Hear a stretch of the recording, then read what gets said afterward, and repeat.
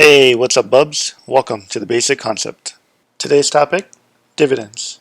In this video, I will discuss how they work, how they can generate passive income, why investors are divided on dividend investing, how to pick dividend stocks, my personal take on them, and how they have benefited me, and where I invest. If you find this video useful, support the channel by liking, subscribing, and sharing it with a friend that may be able to benefit from this info. Let's get right into it. So what is a dividend?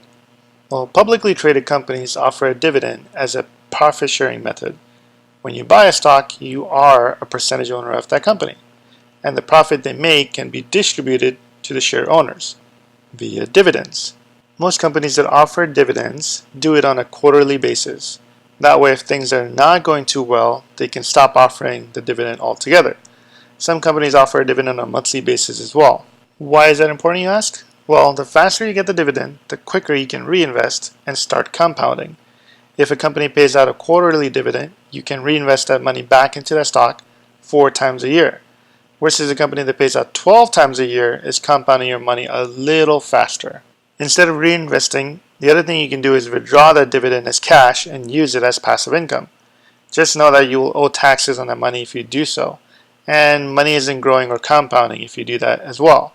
But if your goal is to create passive income, dividends are an excellent way to do so.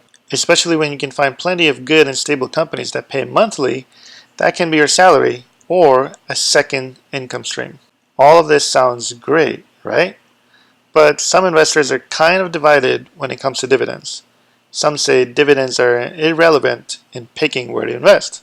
Some say you shouldn't pick stocks based on dividends, and others love dividend stocks and swear by them. This is one of those topics where if you found 10 people for dividend stocks, you would probably find another 10 that are against dividend stocks. Let me try to explain why there's such a disparity. When I was thinking about how to simplify and break this down, I tried really hard to find a real-life example to share, but unfortunately I wasn't able to find one. Honestly, I kind of gave up after a few minutes because I found a perfect hypothetical situation to explain this very easily. Let's imagine that there are 2 identical companies. Everything is the same, all numerical data, the size of the company, profitability, their investment, anything that could affect their book value or their growth potential is identical.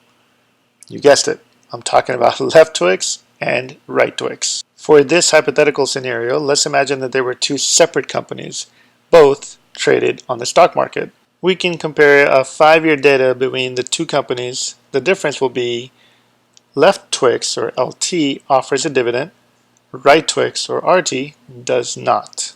Additionally, we can see that their past 10 years, each company has grown 10% and their shares book value is starting at $10 per share. Left Twix decides to introduce a 10% dividend.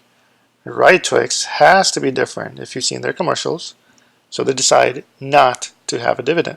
Okay, let's go through each year. Both companies are growing at 10% a year, but since Left Twix pays a dividend at 10%, their base value will remain at $10, and the dividend paid out at $1 per year. Since Right Twix doesn't pay a dividend, their book value or base value will go up by $1 each year. I know that I'm ignoring compound interest, but that's to keep things simple. At the end of the 5 years, LT is worth $10 and has given out $5 in dividends, totaling the value at $15. On the other hand, RT did not pay out dividends, which makes their base value of their stock $15 as well. As you can see, your money is worth the same in both scenarios.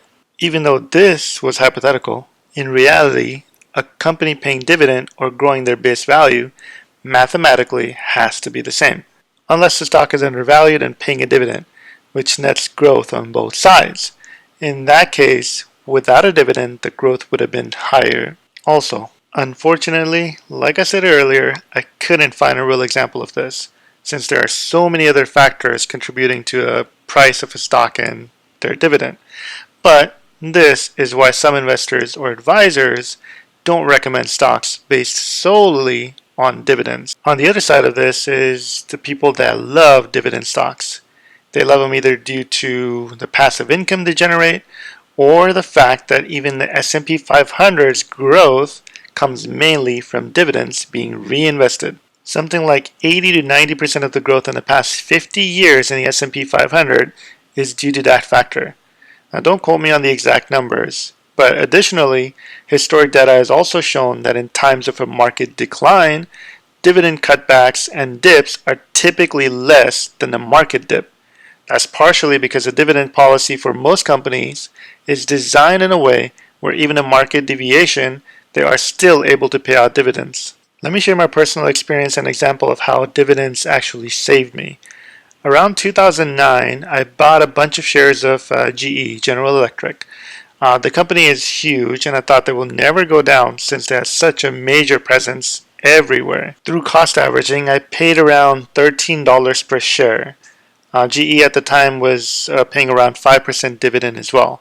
I held on to the stock for about a decade until about 2018, when out of nowhere they started having issues and stated that they will be making adjustments to their dividend policy. The price started dropping immediately from $32-ish to about $22-ish when I sold it. I had to because I bought the stock mainly because of the dividends. At the end of the day, I made $9 per share from the initial investment, plus approximately 5% for a little over 9 years. That unfortunately I did not reinvest. I know, that was my bad. But let's assume that I did reinvest.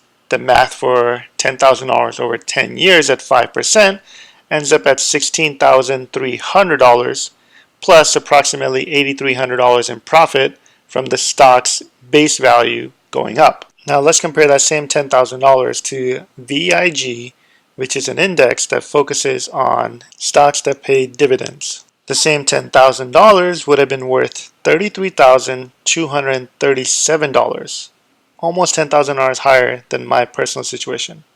Not to mention the risk being significantly lowered due to diversification.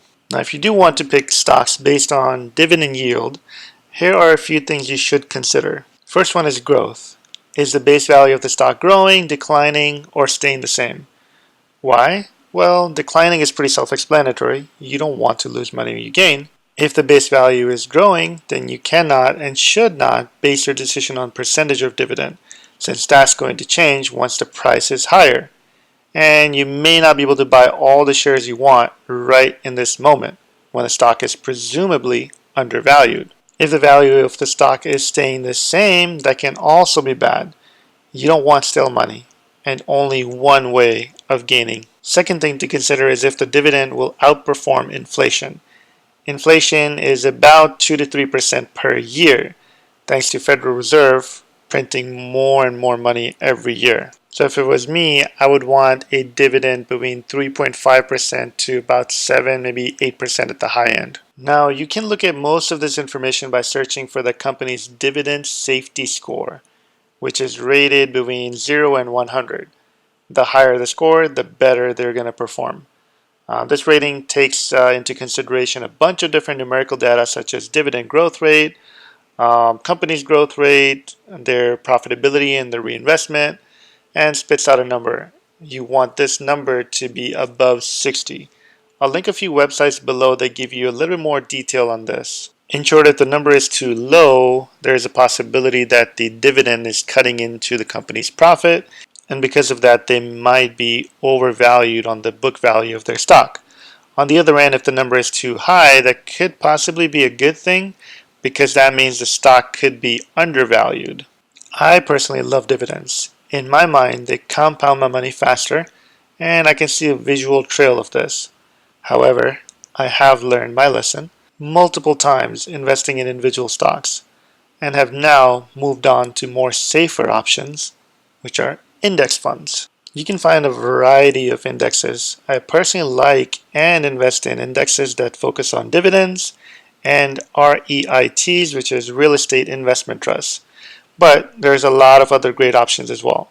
I encourage you to explore them through your broker, and if you're using something like E-Trade, click on their performance tab. That will give you the last 10 years based on a $10,000 investment.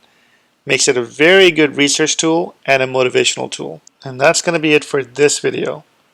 Start investing today so you can live comfortably later. Let me know what you think about this video by hitting the like button, or you can leave me a comment in the section below.